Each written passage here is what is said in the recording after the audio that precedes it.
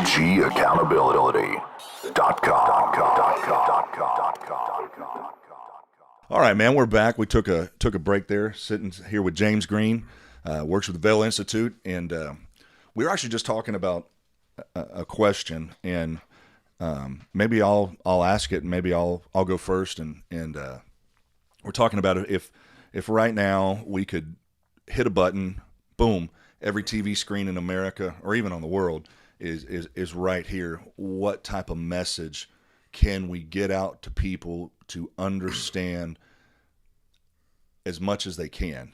You can never fully understand, but how do we get a message to people to understand the necessity of helping out with our veterans, not only for the reason that they took care of us and put body, mind, and soul on the front line. When they come back, we should be doing something to help for that as well. We should be indebted as well. So if I could get the ear of everybody, it would be go down to some of your local VFW. I don't know why I could not pull it up for the left me. I'll edit that out. Go to your local VFW and see where you can help. Mm-hmm. So say, hey, how can we facilitate? Can we help? And at first, they're probably not going to maybe want you to. They may say, hey, you go pick up a case of waters for us. You want to drop off some waters? Start with that. Mm-hmm. Start small. I think you said something earlier that, and getting this message out there,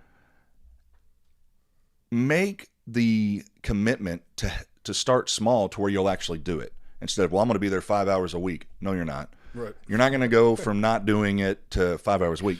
Just start small. Yeah. Just show up. Yeah. I guess that's the long or short term of what I was trying to say, because I couldn't remember VFW. But get involved in the small things, and when you become consistent with that, then plug in more. Get more involved. Help. Yeah. But don't just sit back and be like, oh, I feel sorry for that, or oh man, they're my hero. Once again, that goes back to what I said. If that really is a hero, that's somebody who's heroic in your life, do something to help them. Mm-hmm. I said it earlier. If somebody needs to eat and you're like, well, hey, I'll keep you in my thoughts and my prayers, well, that didn't put food in their belly. Right. Like, let's quit talking about it and let's do it, because it's going to take civilian funding to really see the cause of suicide prevention going forth. We can send billions and billions of dollars to Ukraine, but we can't take that money and allot it and put it back into the veteran community. So we're seeing it's going to take the civilian side to say, hey, we'll facilitate it. Mm-hmm. And like you said, if somebody started with $50 a month to become an ambassador with you guys, that's not a lot. That won't even buy a tank of gas. Right. But many hands make light work. And if we can get that message out there, and people say, well, it's just $50. Well, if we can get 50,000 people giving $50 a month, what can be done then? Absolutely. It takes somebody to catch the vision. You guys already have it. You have the skills. You have the offices. You have the people en route and in position to continue to take those dreams that people have, the fears they have, and know how to hold them and give them direction. Let us get behind you guys. Let us say, hey, I can't do your job, but I can help. I love that. I love that. I can help. It takes a certain understanding, a certain level of wisdom to be able to do this kind of work. I think we don't see tax dollars being redistributed back to the veteran community in an effective manner because we're asking the wrong questions. The American veteran is not a victim. He is not a victim of circumstance. He's not a victim of the war. He's not a victim of mental health. These are side effects of making one of the most difficult choices an individual could make, and that is to pick up the martial way. Not even just to go serve in a war, right? But to live a life of self-mastery and intent. Self-sacrifice. If we can change our assumptions, if we can change the language from these are victims to these are leaders, then this moment here will become the very beginning of a movement. It'll be the veterans empowerment movement.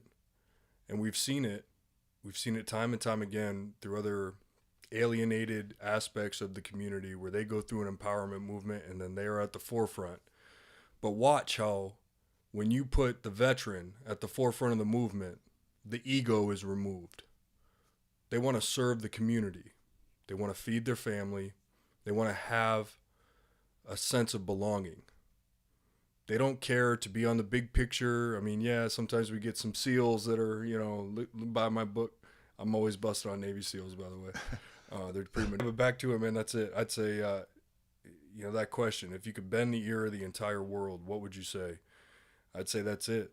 The victimization of the American veteran is over. This is the empowerment movement. I love that. You are a leader. You are. You can't hide. You can't hide it. You have. If somebody can take and there's a story my dad actually said yesterday. We had a very good friend pass away, and he told this analogy, and it stuck with me. So James, like I've thought about it since that was on Saturday. Today's Monday. There was a little girl, and she was walking by a church, and they had a work crew out, and they're working on the steeple. The pastor was an old 90-year-old guy, and he was sitting over there, doing what 90-year-old men do, supervising, telling them how everything should go. And she walked up, and she said, "Sir, I got a question." And she looked up, and there was a guy up about 30 feet on the ladder, and then on the other side, there was another guy, and he was only about 5 or 6 rungs up. She said, "Which one of those men's closer to God?"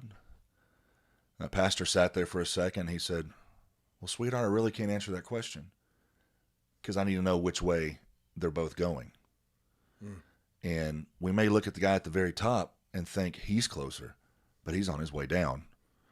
And that guy may only be 5 or 6 rungs up, but he's been constantly on his way up. Mm-hmm. And that mentality right there just hit on dealing with people, working with people. Just take it rung by rung.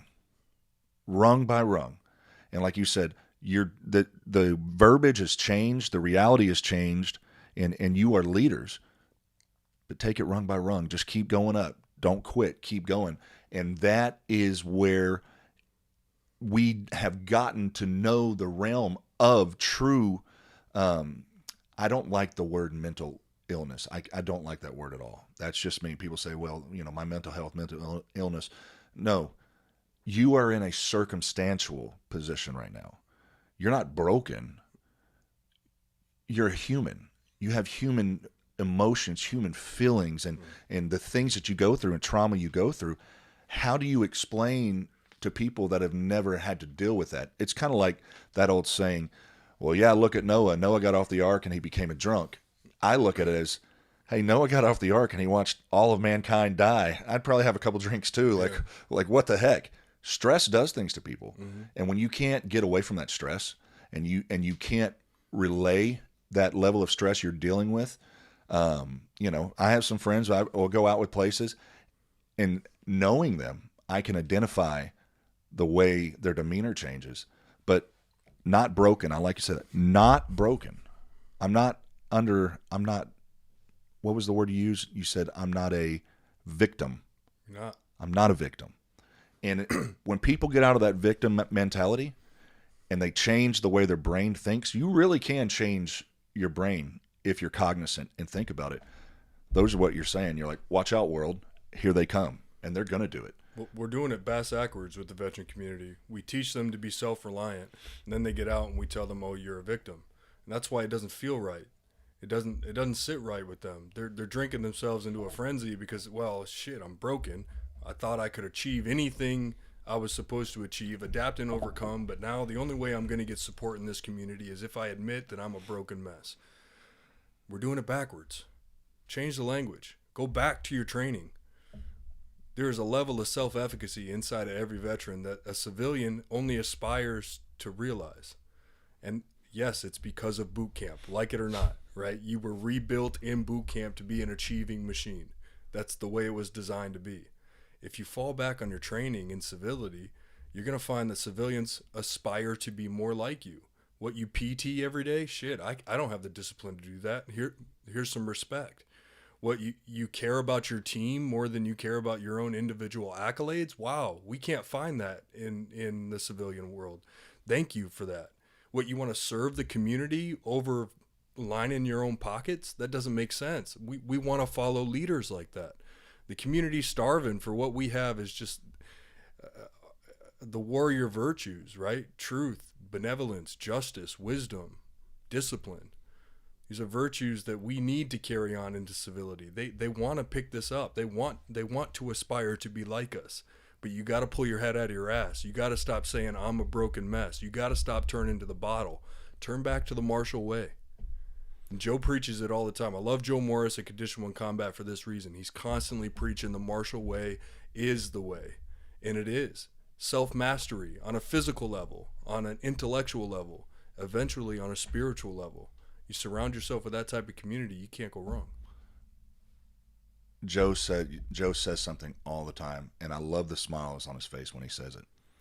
He said, when my ego left, and I realized I don't have to be the smartest person in the room, and my ego left, and I started getting such joy and pleasure out of helping people. Mm-hmm. He said, David, sometimes I almost feel guilty because I feel so good at helping people. Yeah. And that's that life of service right there. Yeah. You're not just a leader. Some of your best leaders are servers. They're the people that will get down there with you and get their hands dirty. Mm-hmm. You know, it's one thing having an armchair quarterback or somebody looking over your shoulder telling you how to do stuff, but when you have somebody that says, hey, get out of the way here, I'll hold this side, and actually get down there and do it with you. So once you start making those transitions, and I'm going to go back to the analogy, you start going rung by rung, mm-hmm. and setting those goals and on things that, like, this is what I want to accomplish. Don't give in to those voices that only you can hear. Yeah, yeah. Well, and it's important for civilians to know that those voices are there and they're very real. Yes. Okay. So I may catch some flack for this simile here, but I see veterans entering into the corporate world in the capacity that they should as leaders to be very similar to having a woman in a leadership role. And I'll explain that here. If a woman decides to get pregnant, which is her right, she deserves maternity leave, bar none. Go raise your child. You deserve an opportunity at work to breastfeed in privacy, right? Like, these are all adaptations to the patriarchal workforce that we've made for women to make them more comfortable in leadership positions. The same is true for the veteran community, but it's going to look a little different.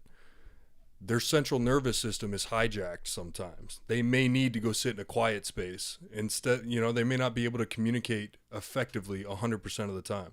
So give them an opportunity to separate themselves, do some box breathing, use their mindfulness techniques to come back to center, right? We have to be emotionally intelligent beings if we're going to leverage the leadership potential of the veteran community. And we are going to need to make a few changes, right? Maybe a veteran doesn't have their medication from the VA for 3 weeks. They haven't slept in 4 days.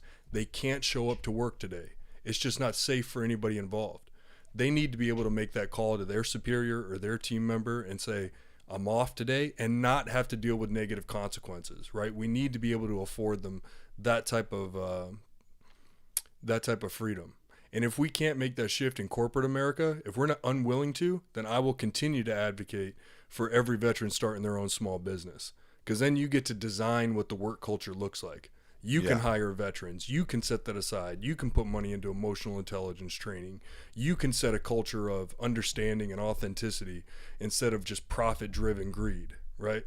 So if we can't make that shift in corporate America, that's all fine and dandy. You guys are going to lose out on a generation of leaders. But we will start small businesses, and we will create and design our own livelihoods. Yeah. James, I'm going to tell you one thing that having our military business, if somebody told me, can you hold this for me? I'll be back. If every person who did that came back, I'd be a millionaire. Yeah. Normally when people do that, I just take it the second they leave and I go back and I put it right back on the shelf. I'm going to tell you, every veteran that I knew personally, I would say, hey, Dave, can you hold this for me until, I would get to work and they'd be waiting outside the door. Hey, man, I told you I was going to be here to get almost every single time. Sense of integrity. A sense of integrity. We had a lady come in and what a great transition here. We had a lady come in. Why there are people out here that like to do this? She wanted to come in and let us know how, you know, war and the entitlement of our veterans and all the benefits they get, and can't believe that we have a shop to support that. And I'm just thinking, Nice. you do know where you're at, right? Like you're in Huffman, Texas, in a military shop. Like, you're not in Austin. Right. We're not in California. Like, get out of here.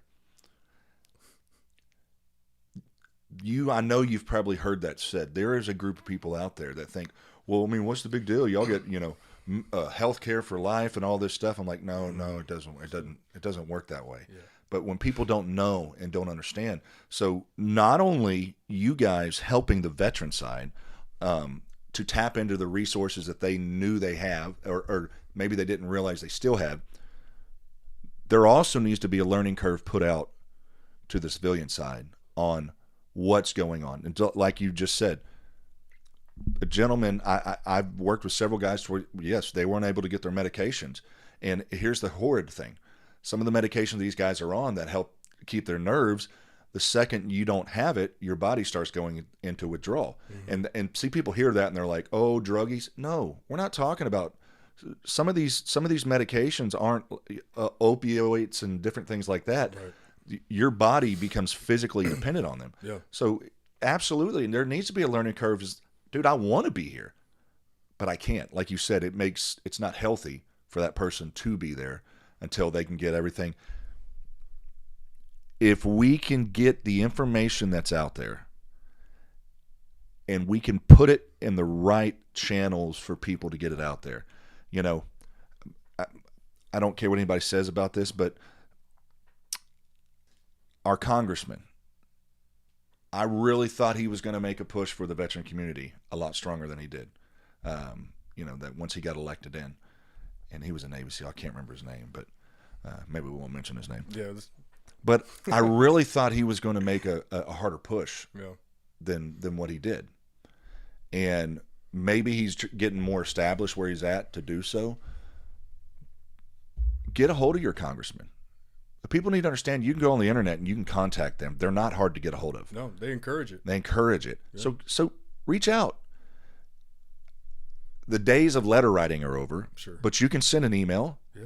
And if you got to send a physical letter, they'll get it too. But send them an email. Call. Leave a message with their page. Leave a message with their secretary. If we get back to the mentality, the squeaky wheel gets the grease. Mm-hmm. I know that's a bad analogy because sometimes we take that as complaining. No, just, hey, when are we going to start working more on with veteran affairs? Hey, when are we going to start doing this?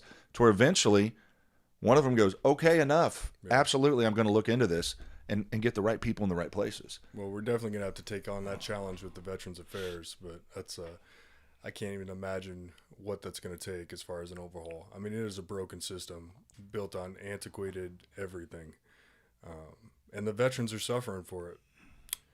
And, I talk about veterans maybe not having their medication sometimes, but that happened to me more times than I can count. And I was on one of those meds that when you come off of them, there's a very heavy chemical imbalance in your brain. Yes. You will dip the opposite way. And if I wasn't working either as my own boss or with the VEL Institute, where my board of directors knows what I go through, I probably wouldn't have been employed for many years of my life because the meds just didn't come on time. If they did, I wasn't exactly sure how I was going to react to it, right? We were still messing with dosages, and some days I'd sleep for 12 hours. Some days I wouldn't sleep at all, and it was volatile. And it was all in the name of calming my nervous system so that I could be more civilian-like. They don't like hypervigilance. They don't like an excitable mentality.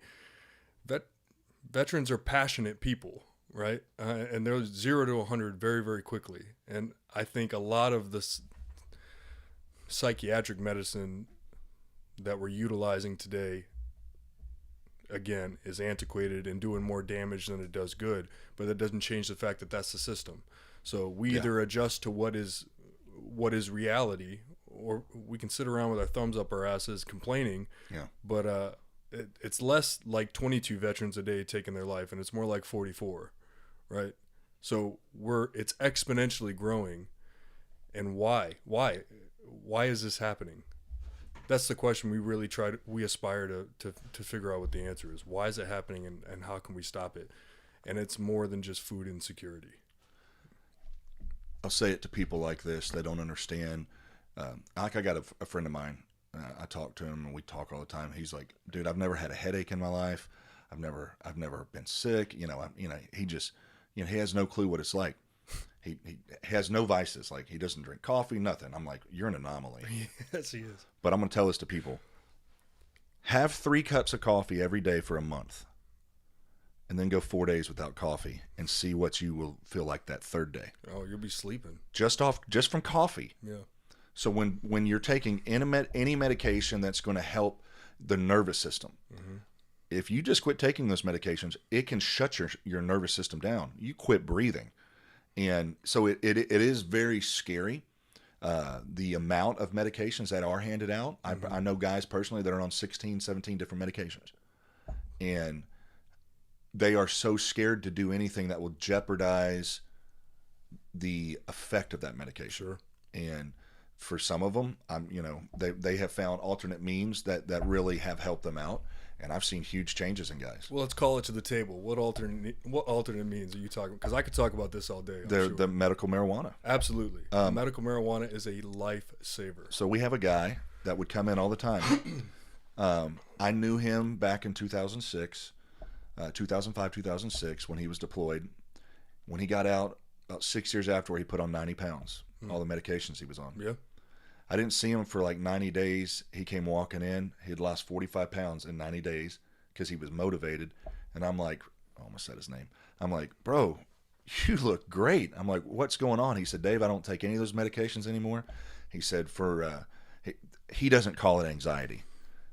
He just said for my nerves. Okay. Because he doesn't like the word anxiety. Sure, neither do I. Yeah, really. I don't like that word at all either. But he said, I have found that I use is it tincture oil or something? Tinctures, yep. Tinctures, and he said I just put 3 or 4 drops under my tongue a couple times a day. He said, man, it just keeps me like mellowed out. And he goes, he goes, that's where people's misconception is. I'm not playing video games and eating, Little Debbie's all day We're long. not talking burnouts. Yeah, I'm working a job. Yeah.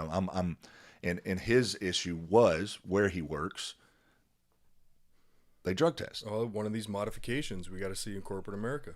And you and I both know there is a difference between the burnouts and the people that it will actually help. I mean, I've seen it directly with probably at least 15 guys. Like directly, I'm like, you don't even look like the same person anymore. Marked difference, right? You look healthy again. And knew something was up, just had no clue that's what it is. And of course, being in Texas, that's not legal here. Right. So I'll advocate for it loudly, though. I have become a very big believer in. I mean, you're coming from a guy that's a minister. I've seen it firsthand. Yeah. Once again, I don't have to put any disclaimers out there. If people don't like it, just quit watching, go leave. But to where I've noticed a life-changing, like completely different person. Yeah. Well, they control it, right? They control the medicinal disassociation. And when you're tapped into a nervous system that is hyperactive, you need to be able to turn it off. And you can take an opiate, right? But then you're drugged up for the next 8 to 10 hours, and it is highly addictive. Yes. Cannabis is not physically addictive, right? You're not gonna need to smoke weed. You're gonna know that it's time to smoke weed. And there's a big difference, right? Absolutely. and where he is in, he hasn't been popped, Yeah. But he's like, I tell the officer, their resource officer that does, like, hey, look, this is what I'm taking. He's like, I'm going to be honest because they're going to know. Yeah. He's like, I don't know what their position is going to be with me. I mean, they have a no tolerance. I mean, it's no tolerance. It doesn't matter from the top to the bottom. Right. You're gone. But they tolerate abusing alcohol. Absolutely. That's okay, right? That's a cultural norm. Yeah. Right? Yes. No, it drives me nuts. It drives me crazy. You can go out and you can get shit-faced drunk. You can be a menace to society. You can be a menace to the brand, right? You can make terrible decisions. and that is socially acceptable. But if you decide that you're going to take a different substance and sit on your couch and relax, now you're all of a sudden a social abomination. That makes no sense to me. These individuals are listening to their nervous system. They found a medical approach that's non-addictive. I think they should be able to utilize it, right? And so what kind of changes do you have to see? I mean, I think the zero tolerance policy is archaic. I mean,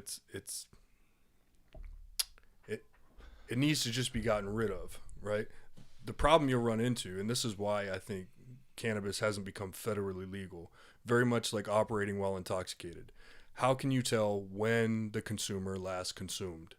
It's not like alcohol where there's BAC content, oh, you're drunk and you'll be drunk for the next 4 hours. You could be stoned for 20 or 30 minutes, right, and still look high 4 hours later with, you know what I mean? So, yeah. And there's no way to tell when the consumer last consumed. So you can lie through your teeth. You can be at work high and say, I smoked 8 hours ago, I just still look high, right? And there's no way to test for that. But I think if you start treating people like adults, they'll start acting like adults. And everybody knows the difference between the guy sitting at home eating Cheetos, playing video games, and a guy out there putting in 50, 60 hours a week. And once again, I knew something was going on because friends with them on social media, man, he was at concerts. He would never go to groups of people that big. Beautiful. Yeah. Ever. I'm like, man, what is going on? Heck yeah. Chill them down. And like, and it's funny because, he's kind of talking like this, because there's such a stigma around it. But like his wife, she's like, game changer. Game changer. And once again, he's not sitting there rolling a joint. He just a little oil, puts it under his tongue, and it keeps him to where he's not hypersensitive to certain things. Definitely. And especially in the industry, and there's a lot of noise. And he's hypersensitive to noise. And you see that change, and I've seen it directly even, well, I can't say that, but just with some people that I know very closely, that it changed their life. It really did. So I'm sitting back, and when you get that stigma put away from things, you're always going to have the people that are going to abuse. Sure. No matter what. Yeah. In any realm, in any office. You're going to have people that go to the extreme. And, of course, we can't punish everybody for those people. So at what point do we get a system? Trust me, as much money as we're throwing out, we can't get a group together to sit down and come up with an actual plan for something that works. Well, there have been states that have done it before us. The plan's there. Don't reinvent the wheel. It just has to be adopted. It has to be adopted. That's it. And, here he is. They have to make a trip, about every 90 days and take the risk of, being a criminal. Yeah. And he said, I will not go back on medication ever again. Well, that's the power of somebody figuring out their individual truth, really. Yes. Which is, he knows what is good and what is evil, what is right and what is wrong based on his own individual perception. And his deal was, he said, Dave, I wouldn't think anything of it because I'd take, my handful of pills in the morning, and then, about 2 o'clock in the afternoon, I would take, the things they gave me for, my nerves. I didn't think anything of that. But when I was introduced to that, I had that criminal aspect in mind and the thought process, like, he's like, and then I'm like, I don't have to take these medications anymore. Then he had to go through the process of weaning himself off the medications. Oh yeah. Which is dangerous. Which was, like he said, almost a living hell for him. So if we can push people to get behind, pray for our veterans, but don't just pray for them. Get in action. Like we said, start by calling your local, call your state chapter, call your representatives in D.C. My brother was just there for an event that his company put on, and guess what? He went to every office of our representatives, and they all came out and shook his hand. They want to hear from you. Yeah. So let's get things pushed out there on where the help needs to be, and hopefully we can get people in office that have a brain and think what people want about Trump. I do like the concept of America first. I don't think that's a bad concept. I can't even believe that's a question we have to bring up. It's interesting how that could be twisted into, a gross misunderstanding of nationalism, right? A national pride. It's like, well,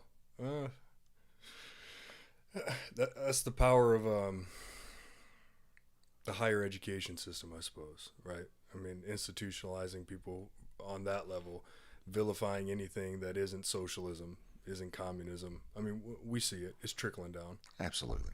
I mean, you can't call a spade, right? That's what's happening. And socialism has never worked. And the creator of communism admitted it could never work. So I'm not even sure why the conversation's still around. We have a couple that we've become dear friends with. They had to flee Venezuela because it was so bad that if you actually had a decent job, and he's a chemical engineer, you know how many times this guy got held hostage and they had to pay ransoms? Oh, I believe it. And then finally he's like, I'm getting out of here. So here he comes to America. I got to word this. Gets some information, and basically they're telling him, well, they've been here 2 years. We still don't have all your information. You may need to go back, but people can just walk across the border. Mm-hmm. And here's this guy doing everything legal. He's got a great job here, wife and kid, and now he's living under the fear that, well, our visa may run out and they're going to make me go back and wait another whatever long the waiting period is. Yeah. It's another bureaucratic system that's broken, you know? Yeah. It's funny, we're talking about, in one hand, how the VA healthcare system is so abominable, and in the other hand, how these great intellectuals coming out of our higher education systems are advocating for socialism. But that's quite literally what you're looking at. Socialism failing when you're looking at the VA healthcare system. It's a socialist construct that is failing the people it claims to serve. So where are we? But they have robot garbage cans. Well, yeah. Hey, let's take a break. Let's go back to that.